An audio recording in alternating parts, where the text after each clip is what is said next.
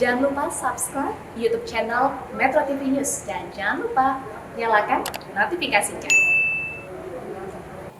Assalamualaikum warahmatullahi wabarakatuh. Jumpa lagi pagi ini dengan saya Najla Shihab dan Abi Quraish Shihab di Tafsir Al-Misbah. Terima kasih buat semua yang selalu setia belajar bersama, membahas ayat-ayat Al-Quran bersama kami. Terima kasih Abi, selamat pagi Abi. Gimana hari ini? Alhamdulillah, alhamdulillah. Alhamdulillah. Kita walaupun tetangga pemirsa dan hampir selalu ketemu setiap hari, tetapi tidak selalu. Jadi selalu ada rindunya juga Kak Abi. Terima kasih kepada semua yang sudah ikut hadir melalui aplikasi video conference juga. Mudah-mudahan banyak yang akan dapat kesempatan untuk bertanya dan mudah-mudahan banyak ilmu bermanfaat yang bisa kita peroleh pagi ini di Tafsir Al-Misbah. Nah, hari ini kita akan memulai pembahasan surah baru, teman-teman. Surah Al-Mumtahanah, artinya perempuan yang diuji, Abi. Nah, Ella sebetulnya pada saat membaca nama surah ini jadi berpikir apakah memang banyak di surah-surah dalam Al-Quran yang menggambarkan kisah-kisah perempuan, itu yang pertama. Dan kemudian pada saat membaca ayat-ayat awalnya teringat pada ayat-ayat yang sudah kita bahas di surah sebelumnya, di surah Al-Mujadalah, surah Al-Hasyr, yang juga berbicara tentang bagaimana kita berinteraksi dengan umat non-muslim. Bagaimana ada larangan-larangan seringkali Bi tentang interaksi ini. Nah, dua hal ini mungkin bisa jadi pengantar yang baik Bi untuk pembahasan kita mengenai surah ini. Mohon penjelasannya Abi. Baik, bismillahirrahmanirrahim. Perempuan itu sangat dihormati. Nabi bersabda, tidak ada yang menghormati perempuan kecuali orang terhormat. Dan tidak ada yang menghinanya kecuali orang hina. Allah menciptakan segala sesuatu berpasang-pasangan. Seperti halnya manusia berpasangan lelaki dan perempuan. Tujuannya agar mereka saling melengkapi dan saling memperoleh hak-haknya sesuai usaha dan kedudukan masing-masing. Itu satu prinsip dulu dalam ajaran agama. Sampai ada yang mengungkapkan begini, tanpa pasangan, tanpa lelaki atau perempuan tanpa lelaki, lelaki tanpa perempuan, hidup menjadi gersang. Bagaikan malam tanpa bintang, bagaikan perahu tanpa layar, bagaikan gitar tanpa senar. Jadi ini dulu. Nah, satu hal lagi yang kita ingin garis bawahi, bahwa memang redaksi-redaksi Al-Quran itu umumnya berbentuk maskulin. Tetapi itu bukan berarti bahwa itu tidak ditujukan pada perempuan. Sehingga ada rumus di kalangan ulama-ulama, kalau ada ayat yang berbentuk maskulin, maka itu ditujukan juga kepada perempuan, kecuali kalau ada indikator kuat bahwa itu tidak ditujukan kepada mereka. Jadi memang pemahaman tentang ayat itu sangat berkait dengan pemahaman konteks, pemahaman makna, dan tata bahasa dalam bahasa Arab juga ya Bi ya. Betul. Nggak bisa separoh-separoh pada saat kita mencoba menginterpretasikan ayat-ayat atau surah-surah ini. Surah kita ini berbicara tentang ujian yang dilakukan oleh Rasulullah SAW atas perintah Allah, karena memang ada kasus perempuan yang seperti itu. Dalam surah ini katanya tuntunan ayat ini awalnya ditujukan dalam konteks Ummu Kalsum binti Uqbah, gitu ya, riwayatnya seperti Bagus, itu. saya baca di Nah, ceritanya ini sebetulnya menggambarkan apa, Bi? Dan walaupun nanti baru akan muncul di ayat-ayat belasan terakhir, ya, di akhir-akhir, tetapi konteks ayat-ayat pertama ini, Bi, berbicara tentang hubungan seperti pertanyaan tadi, hubungan dengan non-Muslim. orang-orang yang dinyatakan musyrik gitu ya, walaupun kita sebagai kerabat atau sebagai keluarga. Bagaimana sebetulnya kaitan konteks ayat-ayat ini juga dengan ayat-ayat sebelumnya yang kita sudah bahas di tafsir Al-Misbah tentang interaksi kita dengan non-muslim? Bagus. Sekian banyak ayat di dalam Al-Quran yang memperingatkan umat Islam untuk berhati-hati terhadap yang tidak seagama dengannya. Tetapi itu bukan berarti bahwa kita otomatis dilarang bergaul, dilarang bersahabat dengan mereka. Mari kita lihat apa latar belakangnya, termasuk latar belakang surah atau awal ayat di surah ini. Islam sejak semula menawarkan perdamaian. Islam sejak semula sudah melarang, memaksa seseorang memeluk agama Islam dan mempersilahkan masing-masing menganut agama dan kepercayaannya. Lakum dinukum waliyadin. Silahkan laksanakan agamamu, saya juga laksanakan agama saya. Itu satu. Sejak dini Al-Quran sudah menegaskan bahwa jangan memaki sembahan-sembahan orang lain. La tasubbul ladzina yad'una min dunillah, yang menyembah selain Allah. Jangan ini. Jangan gunakan kata-kata kasar kepada mereka. Kami atau kamu, Rasul diperintahkan mengatakan begitu. Boleh jadi dalam keadaan benar, atau boleh jadi juga kita dalam keadaan salah. Biarlah Allah yang menentukan itu di hari kemudian. Mari kita bergandengan tangan. Ta'alau ila kalimatin sawa'in bainana. Jadi ini sejak semula. Tetapi sayang, ajakan Al-Quran ini ditolak oleh sebagian orang. Bisa jadi pada masa Nabi ditolak oleh non-muslim. Betul. Kalau muslim yang faham agamanya tidak akan menolaknya. Dewasa ini boleh jadi muslim yang tidak faham ajaran agamanya justru melakukan hal-hal yang tidak sejalan dengan tuntunan ini. Nah, larangan untuk bergaul dengan akrab kepada musuh-musuh yang tidak ingin menerapkan tawaran ini tadi, ayat-ayat inilah turun menjelaskan bagaimana seharusnya sikap terhadap mereka. Walaupun mereka itu keluarga. Karena itu surah kita ini itu tema utamanya adalah pendidikan masyarakat.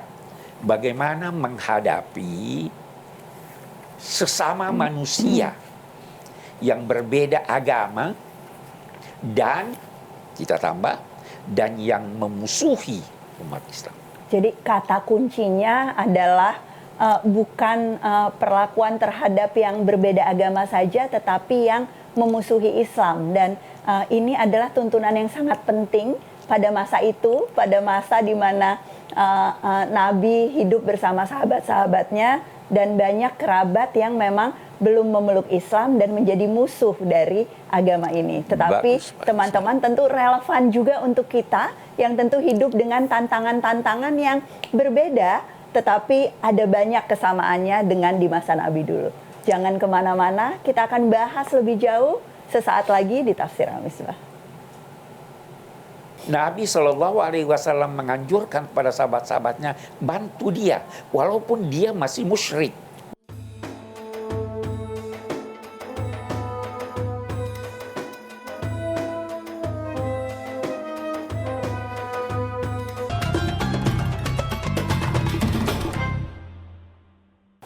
Kembali di Tafsir Al-Misbah dan kita masih membahas ayat-ayat awal dari surah Al-Mumtahanah. Abi, mohon dilanjutkan penjelasannya tadi mengenai interaksi kita dengan musuh-musuh agama. Iya, bagus. Jadi kita mari lihat ayat kita. Kita langsung mencari ayat kita. Wahai orang-orang yang beriman, janganlah kamu mengangkat, menjadikan musuhku dan musuhmu sebagai aulia. Aulia bisa bermacam-macam maknanya. Ada yang longgar, ada yang sangat ketat, ada yang moderat, dan lain-lain sebagainya. Yang jelas kata aulia adalah bentuk jamak dari wali. Wali itu artinya orang yang dekat. Teman akrab gitu. Ya, teman akrab. Tetapi keakraban itu bisa bermacam-macam tingkatnya. Bisa sampai kepada sedemikian akrab sehingga kepribadiannya sama dengan kepribadian teman akrabnya. Kita lihat. Jadi janganlah mengangkat mereka sebagai aulia yang kamu menyampaikan kepada mereka itu rahasia-rahasia terdorong oleh kecintaanmu kepadanya. Al-mawaddah. Kita pernah katakan mawaddah, cinta plus. Betul.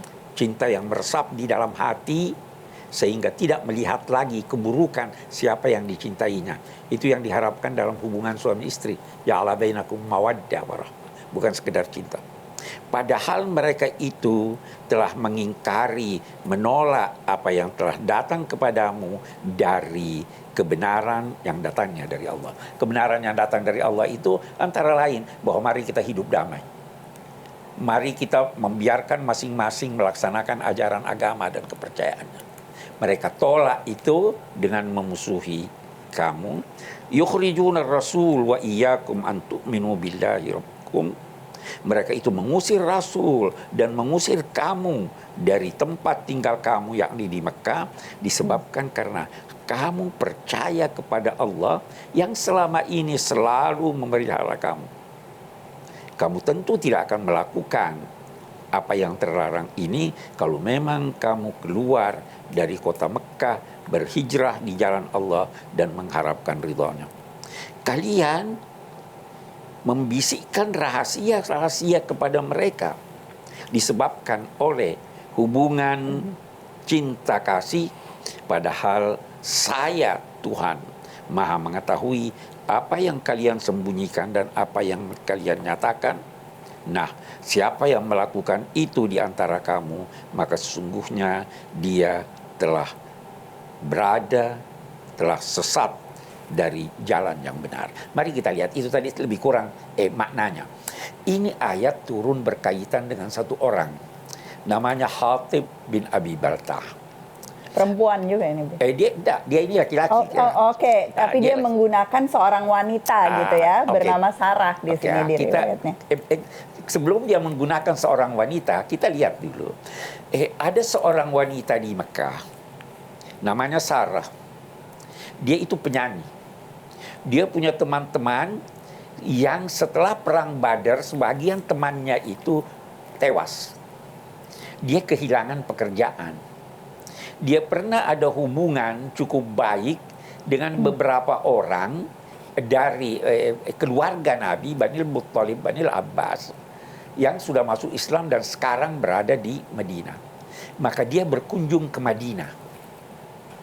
Sesampai di Madinah, dia datang menghadap Rasul, datang menemui bekas teman-temannya dan berkata, saya sekarang failid, tidak punya pekerjaan. Maka Nabi, kita lihat sekarang ini, Nabi SAW menganjurkan kepada sahabat-sahabatnya, bantu dia, walaupun dia masih musyrik. Betul. Kita lihat, tetap hubungan kemanusiaan, bantu-membantu. Walaupun wanita ini, wanita penghibur pada masanya, berteman dengan orang-orang yang tewas itu tadi, tapi karena dalam keadaan susah, kesulitan, dibantu. Hatib bin Abi Baltah ini, seorang sahabat Nabi, punya keluarga di Mekah. Dan penting juga untuk memahami bahwa Hatib ini sahabat dekat Nabi ya, Bi, sahabat yang dekat banyak Nabi. sekali jasanya juga. Banyak jasanya di Perang Badar. Betul. Nah, dia punya keluarga di Mekah. Maka dia menulis surat kepada keluarganya, memberitahu bahwa Nabi akan datang ke Mekah. Itu surat dititipkan pada Sarah. Berangkatlah Sarah ke Mekah. Jibril turun pada Nabi Muhammad menyampaikan dari Allah bahwa itu Sarah bawa surat yang dikirim oleh Hatib bin Abi Baltah. Nabi memerintahkan beberapa orang sahabat, Sayyidina Ali, Talha, Zubair, dengan memacu kuda untuk menangkap wanita itu. Digeledah, tidak ditemukan. Kata Sayyidina Ali, tidak mungkin Nabi salah. Saya telanjangi kamu kalau kamu tidak ini. Akhirnya ditemukan surat itu dan dibawa pulang kepada Nabi sambil dilaporkan bahwa ini surat dari Hatib bin Abi Balta. Sayyidina Umar sangat marah. Kita bunuh ini pengkhianat. Kata Nabi, jangan. Dia punya jasa. Dia punya maksud baik untuk keluarganya. Ini turunlah teguran ini. Jangan karena cinta kepada keluarga, lantas kamu melakukan hal-hal yang bertentangan dengan nilai-nilai agama, yang membongkar rahasia-rahasia yang seharusnya dipendam, tidak disampaikan kepada orang. Nah ini sebab turunnya, bukan asal pokoknya kalau musyrik ini. Betul. Jadi justru cerita di baliknya ini menggambarkan hubungan yang lebih utuh antara Muslim dengan non-Muslim, tetapi juga ada penegasan bahwa musuh-musuh Allah, musuh-musuh Islam itu juga seharusnya menjadi musuh-musuh kita gitu ya, Bi? Betul. Saya ingin memberi kesempatan kepada teman-teman yang sudah bergabung di dalam acara ini di aplikasi video conference. Silahkan, apakah ada pertanyaan yang ingin diklarifikasi? Silahkan dengan Mbak siapa? Mbak Istifa dari Jepara. Oke, silakan Mbak Istifa. Prof, dalam menjalin suatu hubungan tentu kita harus selalu selektif. Bukan artinya kita membeda-bedakan, namun lebih menjaga agar kita tidak mudah terpengaruh. Dalam hal ini, apakah ada tuntunan dalam Islam untuk memilih siapa-siapa sajakah yang boleh kita jadikan sebagai teman? Terima kasih, Prof. Terima kasih Mbak Istifa, pertanyaannya penting. Bagaimana memilih teman, bagaimana mendapatkan pengaruh dan dampak yang positif dari pertemanan, bukan justru yang negatif. Pasti banyak yang ingin tahu jawabannya, ingin dapat penjelasan dari Abi mengenai ini. Jangan kemana-mana, selalu di Tafsir Al-Misbah. Sesaat lagi kami akan kembali. Nabi SAW pun bekerja sama dengan orang-orang musyrik.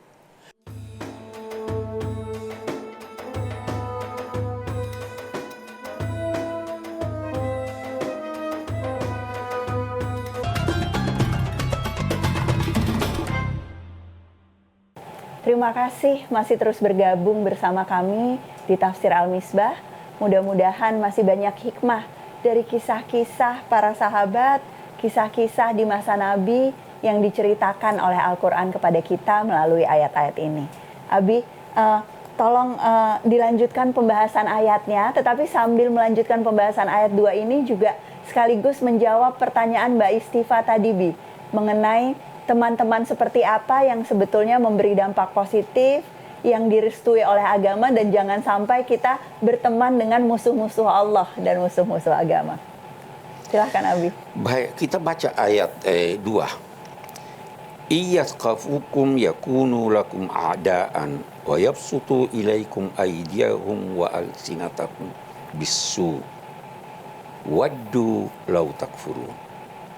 Kalau orang-orang yang memusuhi Allah dan Rasulnya itu, atau bahkan keluarga-keluarga kamu itu, mampu untuk menguasai kamu, menangkap kamu, mereka itu akan mengulurkan tangan dan lidah mereka untuk mencederai dan memusuhi kamu. Mereka itu berkeinginan keras untuk menjadikan kamu orang-orang kafir. Nah, inilah sebab larangan itu. Nah, kalau kita kaitkan dengan pertanyaan tadi, mari kita lihat manusia itu yang Anda hadapi itu bisa jadi musuh Anda, bisa jadi teman Anda, teman akrab Anda yang membantu Anda, bisa jadi bukan musuh, bukan teman. Itu tidak. Kalau ingin mendapat teman, maka jangan ambil yang memusuhi Anda dalam kepercayaan Anda, dalam akidah Anda, dalam kemaslahatan Anda. Carilah yang bisa mengukuhkan keimanan Anda, yang bisa meningkatkan pengetahuan Anda, yang bisa menasehati Anda, yang bisa mengantar Anda ke jalan yang benar. Kalau tidak dapat itu, maka paling tidak carilah manusia-manusia seperti Anda dan bergaullah dengannya dengan baik, walaupun dia tidak memberi bantuan kepada Anda. Jadi, kita bisa bekerja sama, kita bisa berteman dengan siapapun, walau non-muslim, selama tidak merugikan kita di dalam keyakinan kita, selama tidak merugikan kita di dalam akhlak kita, di dalam kepribadian kita. Nabi SAW pun bekerja sama dengan orang-orang musyrik. Suatu suku besar, Khuza'ah, beliau bekerja sama dengan mereka. Bahkan yang mengantar beliau sebagai penunjuk jalan ketika hijrah adalah seorang yang bernama Abdullah bin Uraiqid yang ketika itu belum memeluk agama Islam. Abi punya teman-teman non-muslim yang tulus dalam persahabatannya. Kita tidak saling mengganggu di dalam keyakinan kita, tetapi kita bersahabat dalam mencari kebaikan bersama dan kebaikan untuk masyarakat dan negara.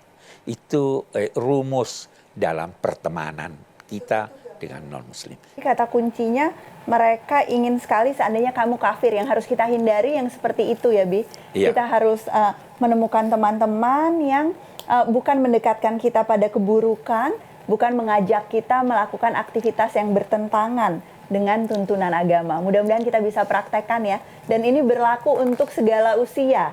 Dari mulai memilihkan teman untuk anak-anak kita juga ya, Bi. Yeah. Mencontohkan dan menjadi teladan tentang pertemanan, sama seperti apa yang kita perlukan juga. Ella ingin kasih kesempatan satu penanya lagi, yang mungkin punya kisahnya sendiri atau ingin bertanya lebih jauh tentang penjelasan dari ayat 1 dan ayat 2 dari surah Al-Mumtahanah ini. Silakan. Assalamualaikum warahmatullahi wabarakatuh. Perkenalkan Abi, nama saya Rahmat, saya dari Bojonegoro, Jawa Timur. Saya pernah mendengar kisah di mana seorang sahabat berbuat suatu kesalahan, yaitu ia membocorkan rencana atau strategi perang Nabi Muhammad SAW kepada para musuhnya. Namun ternyata Allah Subhanahu wa Ta'ala memaafkan orang tersebut atau sahabat tersebut, karena sahabat tersebut pernah berjasa di perang Badar. Berbeda dengan saat ini, di mana banyak sekali orang di sekitar kita melupakan jasa baik orang lain hanya karena suatu keburukan saja. Nah, ini pertanyaannya Abi, bagaimana cara agar kita bisa terhindar dari sifat atau sikap seperti itu? Terima kasih Mas Rahmat dari Bojonegoro. Ini tadi merujuk pada cerita kita tadi, Bi, soal Hatib ibni Abi Balta'ah yang karena jasanya di perang Badar dimaafkan oleh Nabi, dimaafkan oleh Allah. Hal yang sepertinya tadi sulit dipraktekkan sekarang gitu ya. Banyak orang yang kemudian melupakan jasa yang penting, melabel gara-gara satu keburukan. Sebetulnya tuntunan agama dalam konteks ini seperti apa, Abi? Iya, kalau kita lihat kasus Hatib ini, dia berjasa. Tapi bukan hanya ditinjau dari segi jasanya sehingga Nabi memaafkan. Nabi juga meninjaunya atas tuntunan Allah, meninjaunya dari segi tujuannya. Allah mengetahui, itu sebabnya di sini dikatakan Allah mengetahui apa yang kamu nyatakan dan apa yang kamu sembunyikan. Sebenarnya Hatib tidak bermaksud untuk merugikan umat Islam. Hatib tidak bermaksud membocorkan rahasia, tapi dia terdorong oleh kasih sayang kepada keluarganya. Jadi sebenarnya dari satu sisi maksudnya baik. Karena itu Nabi SAW juga atas perintah Allah memaafkan dia.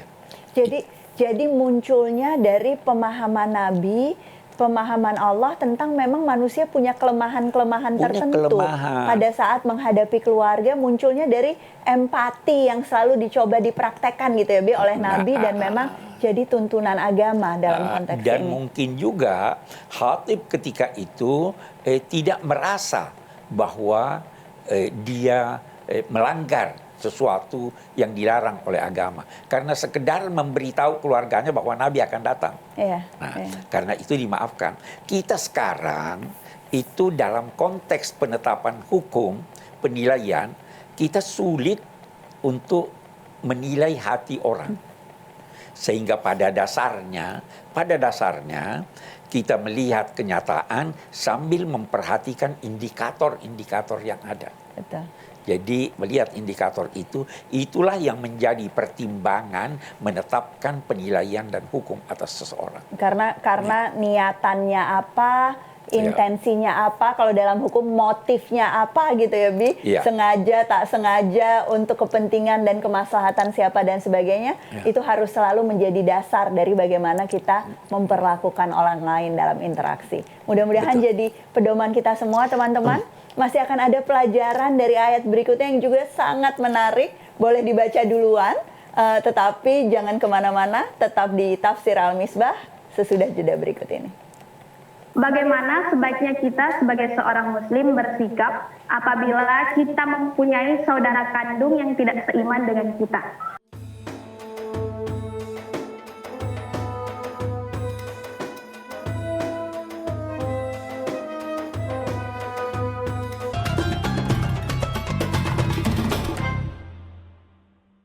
Alhamdulillah masih bersama di Tafsir Al-Misbah dan kita akan membahas ayat ketiga dari Quran Surah Al-Mumtahanah. Peringatan di ayat ini sebetulnya sempat muncul juga Bi di ayat-ayat yang lain dan selalu jadi catatan untuk Ella pribadi karena di pendidikan, bergerak di bidang pengasuhan. Di sini kita diingatkan bahwa tidak akan bermanfaat bagi kamu, karib kerabat dan anak-anak kamu. Sebetulnya apa Bi yang dicoba diungkapkan oleh Al-Quran dengan ayat ini, termasuk berbagai ayat lain yang kita sudah bahas sebelumnya bahwa keluarga adalah ujian, anak adalah ujian, dan seterusnya yang betul-betul penting kita pahami dengan utuh. Silahkan Abi. Lan tanfa'ukum arhamukum wala auladukum. Lan itu pasti tidak akan. Tidak akan. Kalau saya berkata lam, itu tidak pada masa lalu. Kalau saya berkata la, itu hanya berarti tidak. Boleh jadi masa lalu, masa datang. Di sini dikatakan lan, tidak akan bermanfaat keluarga kamu, anak kamu hari kemudian. Kalau di dunia ini memang bisa bermanfaat. Anak bisa bermanfaat buat kita, keluarga bisa bermanfaat buat kita. Tapi di hari kemudian tidak akan bermanfaat keluarga atau anak. Perselisihan antara kamu dengan keluarga kamu, kelak di hari kemudian akan dipisah, dalam arti akan diputuskan siapa yang benar dan siapa yang salah. Wallahu bima ta'maluna basir. Allah Maha melihat apa yang kamu kerjakan. Mari kita lihat. Ada bahasan di sini. Apa memang anak, keluarga tidak akan bermanfaat di hari kemudian? Nabi pernah bersabda kepada keluarga beliau, La ughni anki minallahi syai'a. Wahai Fatimah, saya tidak bisa memberi manfaat kepadamu di hari kemudian. Wah, itu prinsip umum. Tetapi ada sementara ulama yang memberi pengecualian suatu bentuk manfaat dari anak. Apa itu? Idza mata ibnu Adam inqata'a 'amaluhu illa min thalath. Kalau seorang manusia wafat, maka semua amalnya telah terputus kecuali dari 3 hal. Sedekah, amalnya berlanjut terus walaupun dia sudah berada di alam lain. Ilmu yang diajarkannya dan anak yang saleh yang mendoakannya. Di sini anak bisa memberi manfaat pada orang tuanya yang sudah meninggal. Tapi itu pengecualian khusus dan dalam makna-makna tertentu. Yang jelas bahwa jangan pernah mengharapkan, apalagi dalam konteks kehidupan beragama di hari kemudian, jangan pernah mengharapkan bantuan dari keluarga dan anak. Karena semua akan berkata, nafsi, nafsi. Saya hanya bisa mengurus diri sendiri. Semua bingung dengan dirinya. Itu di ayat juz amma, di surat amma itu dikatakan, yauma yafirrul mar'u min akhi wa ummihi wa abi wa sahibatihi wa bani likulli imri'in minhum yauma idzin sya'nun yughni. Pada hari itu lari semua orang dari saudaranya, dari ibunya, dari bapaknya, dari pasangannya. Semua hanya memberikan perhatian sepenuhnya kepada dirinya karena takut masing-masing. Jadi jangan harapkan bantuan dari situ. Kita memang yang taat kepada Allah, yang mencintai Rasul Sallallahu Alaihi Wasallam, yang selalu ingin berhubungan baik dengan beliau dengan banyak membaca salawat, mudah-mudahan insya Allah mendapat syafaat beliau. Tapi itu hal-hal khusus dalam konteks membantu keluarga dengan melakukan sesuatu yang hasilnya bertentangan dengan ajaran agama. Jangan sangka, jangan kira bahwa itu akan bermanfaat di hari kemudian. Itu pesan. Itu kata kuncinya juga ya, Bi, tadi ya. Jadi saling menolong, memperhatikan, menunjukkan kasih sayang, tetapi tetap dalam konteks berjuang untuk menuju tujuan, menuju Allah Subhanahu wa Ta'ala, tidak saling mengandalkan, apalagi mempertentangkan dalam keburukan. Mudah-mudahan jadi gambaran untuk kita. Saya ingin kasih kesempatan satu penanya lagi mengenai interaksi ini, interaksi dengan teman, interaksi dengan kerabat dalam konteks keimanan atau iman yang berbeda dengan kita. Silahkan teman-teman. Assalamualaikum warahmatullahi wabarakatuh, Prof. Waalaikumsalam warahmatullahi wabarakatuh. Saya Mawaddah dari Simbur Naik Jambi. Pertanyaan saya, bagaimana sebaiknya kita sebagai seorang muslim bersikap apabila kita mempunyai saudara kandung yang tidak seiman dengan kita? Adakah batasan-batasan dalam bersosialisasi dengannya? Terima kasih, Prof. Terima kasih Mbak Mawaddah. Namanya kita bahas berapa kali nih ya? Mawaddah cinta plus-plus. Mudah-mudahan hidupnya penuh mawaddah, Mbak Mawaddah. Ada pertanyaannya yang mungkin juga dialami oleh sebagian kita, Abi. Punya saudara sekandung yang tidak seiman. Dalam keberagaman yang ada di masyarakat kita, ini bukan kasus yang unik gitu ya, tetapi memang butuh pedoman-pedoman khusus. Bagaimana tuntunan Al-Quran untuk ini, Abi? Iya, tidak ada halangan kita berbuat baik kepada saudara, keluarga yang tidak seagama dengan kita. Apalagi kepada ibu dan bapak. Itu pesan Al-Quran sangat jelas bahwa sahibhuma fid dunya ma'rufa. Temani dia selama dalam kehidupan dunia ini secara baik dan benar. Kepada ibu pernah Asma binti Abi Bakr, kakaknya Sayyidah Aisyah, kedatangan oleh ibunya yang ketika itu belum memeluk agama Islam. Dia ingin duduk di kasur anaknya, rindu kepada anaknya. Anaknya menolaknya, tapi Rasul Shallallahu Alaihi Wasallam melarang, jangan sambut ibumu dengan baik. Begitu juga dengan saudara. Dia adalah saudara kita. Jangankan saudara seketurunan, saudara sekemanusiaan pun harus dibantu. Saya teringat kisah ketika terjadi perang, apa yang dinamai orang perang salib. Richard, panglima perang orang-orang barat itu terluka. Salahuddin Al-Ayyubi mengirim dokter untuk mengobatinya, padahal ini musuh. Dan dalam peperangan. Dan dalam peperangan. Tidak seiman, melawan dalam peperangan, tetap diperlakukan karena dengan dorongan hormat. kemanusiaan. Apalagi saudara kandung Apalagi kita. saudara kandung. Apalagi saudara kandung. Mudah-mudahan jadi pedoman untuk kita untuk terus memberikan manfaat sekaligus jadi teladan ya, Bi, tentang bagaimana sesungguhnya Islam memberikan tuntunan-tuntunan kepada pemeluknya untuk terus menekankan hubungan yang harmonis dan saling membantu antar sesama saudara sekemanusiaan. Kita akan bahas kesimpulan ayat-ayat ini sesudah jeda berikut. Tetap di Tafsir Al-Misbah, teman-teman. siapa yang memusuhi waliku, kuumumkan perang kepadanya.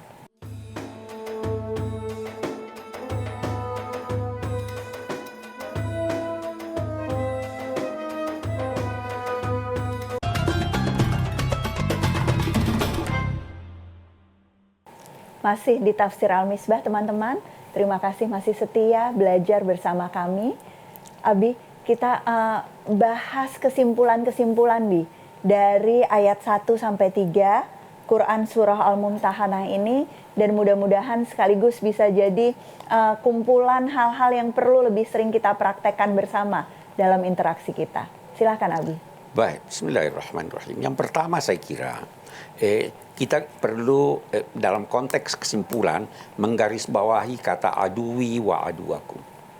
Musuhku yakni musuh Allah dan musuh kamu. Jadi kalau bukan musuh Allah, bukan musuh kita, tidak termasuk dalam apa yang dilarang ini. Siapa yang dinamai musuh? Musuh itu adalah orang atau sesuatu yang bermaksud buruk terhadap Anda, yang ingin mencederai Anda. Kalau dia tidak bermaksud buruk, dia tidak hendak mencederai Anda, dia netral saja, dia bukan musuh. Jadi siapapun, itu kita ingin garis bawahi dari kata aduwi wa aduwakum. Memang ada yang berkata, kita tidak mungkin mencederai Allah. Adui, Allah menyatakan musuhku. Ini untuk mengisyaratkan bahwa orang-orang yang beriman itu selalu akan dibantu oleh Allah, sehingga kalau dia dicederai, dimusuhi, itu seakan-akan memusuhi Allah, karena manusia-manusia yang dekat kepada Allah itu menyatu dengan Allah, menyatu dalam dua tanda petik, sehingga Allah yang akan memberinya perlindungan. Itu ada hadis, siapa yang memusuhi waliku, kuumumkan perang kepadanya. So Allah menyatakan. Baik, itu yang pertama. Yang kedua yang kita ingin garis bawahi, perlunya menghormati, mengakui jasa-jasa pendahulu. Kalau orang-orang besar, orang-orang berjasa, kita tidak mampu memberikan penghormatan dan terima kasih kepadanya, maka bagaimana keadaannya orang-orang yang kecil? Yang ketiga, yang kita ingin ambil kesimpulan, bahwa jangan hanya melihat secara lahiriah apa yang terjadi, tapi upayakanlah melihat secara menyeluruh, menyelami apa yang dapat diselami dari hati seseorang, baru mengambil kesimpulan untuk itu. Terkadang kita melihat secara nyata sesuatu yang buruk, tapi sebenarnya di balik keburukannya itu ada faktor yang menjadikan dia melakukannya. Di sini Hatib tidak bermaksud buruk, tapi ada faktor, yaitu cinta kepada keluarga, dan cinta pada keluarga itu adalah naluri manusia. Selanjutnya, mungkin kita dapat ambil juga kesimpulan bahwa yang digarisbawahi dari ayat-ayat ini tadi, bahwa jangan menghalangi memberi bantuan, jangan enggan mengulurkan tangan pertolongan kepada siapapun, walau non-muslim, walau musyrik, seperti halnya Sarah tadi, kalau dia membutuhkan pertolongan. Apalagi sekarang ini, di dunia kita ini yang semakin sempit, peristiwa-peristiwa, bencana-bencana alam yang dialami oleh saudara-saudara kita sekemanusiaan, itu menuntut kita yang mampu untuk mengulurkan tangan bantuan, dan Islam tidak melarang sama sekali tentang hal tersebut. Barangkali itu beberapa kesimpulan, Ella ya. Terima kasih Abi, terima kasih, banyak sekali pengingat untuk Ella. Ella yakin banyak sekali pengingat juga untuk semua yang ikut menyaksikan hari ini. Semoga semua interaksi kita teman-teman adalah interaksi yang membawa manfaat, bukan cuma manfaat untuk kehidupan kita di dunia, saling menguatkan, tetapi juga bermanfaat untuk mengantarkan kita pada tujuan kita di akhirat. Tadi ada pesan Abi juga, jangan lupa untuk menolong sesama. Yang seringkali terjadi pada kita bukan lupa tapi menunda, Abi. Nah, ini mudah-mudahan jangan ditunda juga. Sesudah episode Tafsir Al-Misbah ini, di bulan Ramadan biasanya kita punya niat-niat menyambung silaturahmi, memperbaiki interaksi, memberikan bantuan. Mari kita lakukan hari ini, teman-teman. Sehingga ilmu yang kita dapat dari episode kali ini bukan hanya berhenti di kepala sampai di pemahaman, tetapi bisa kita praktekkan sehari-hari. Dan tentu jangan lupa juga untuk kembali bergabung bersama kami besok pagi di Tafsir Al-Misbah episode selanjutnya. Terima kasih sudah menyaksikan. Assalamualaikum warahmatullahi wabarakatuh.